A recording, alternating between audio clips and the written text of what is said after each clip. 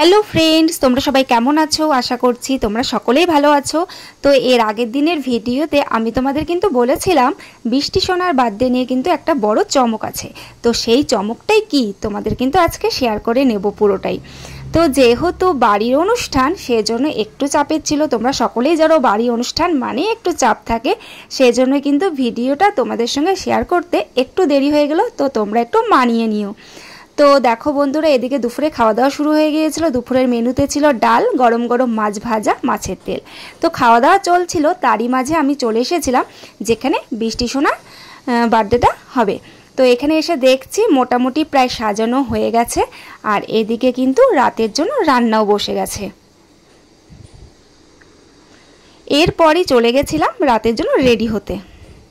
বন্ধুরা, আমরা রেডি হয়ে চলে এসেছি পঞ্চানন ভবনে। তো এখানেই বৃষ্টি সোনার কিন্তু বার্থডেটা হয়েছিল। তো দেখো গেটটা কিন্তু বাইরে সাজানো হয়ে গেছে, আর এদিকেও কিন্তু মোটামুটি রেডি। এটা ছিল কেক কাটার জায়গা। তো কেক কাটার জন্য সুন্দর করে সাজানো হয়েছিল। তো তোমাদের কেমন লাগছে তোমরা কিন্তু জানিও।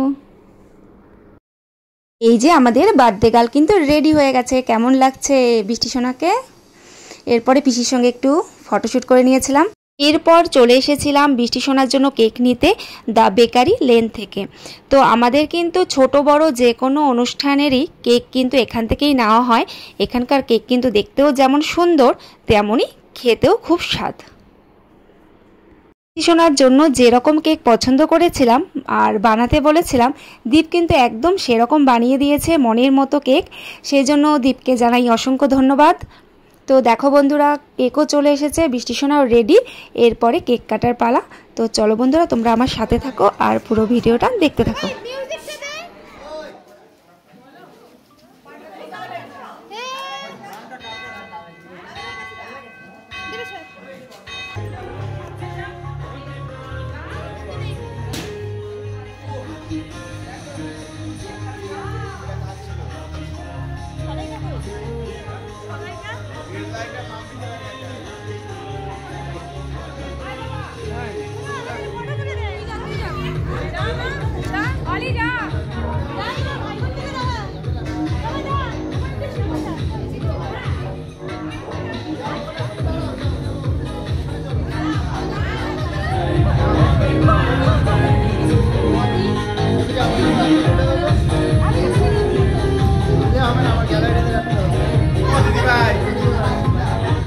এরপরে অলির দুই বান্ধবীও চলে এসেছিল।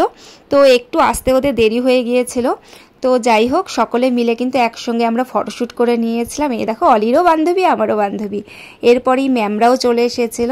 তো খুব ভালো লাগছিল, সবাই খুব আনন্দ করছিলাম।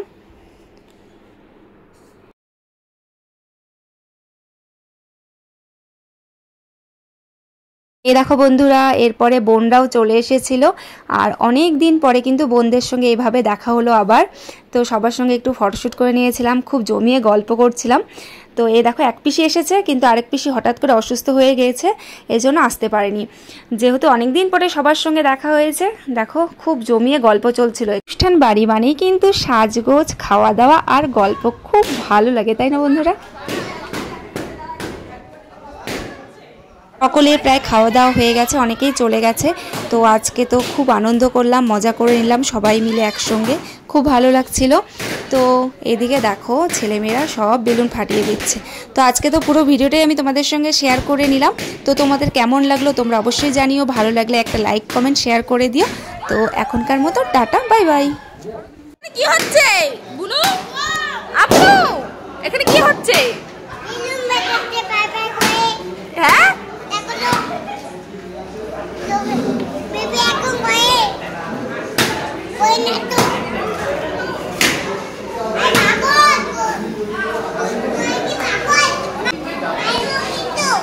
মাছ দিবে, মাছ দিবে কিন্তু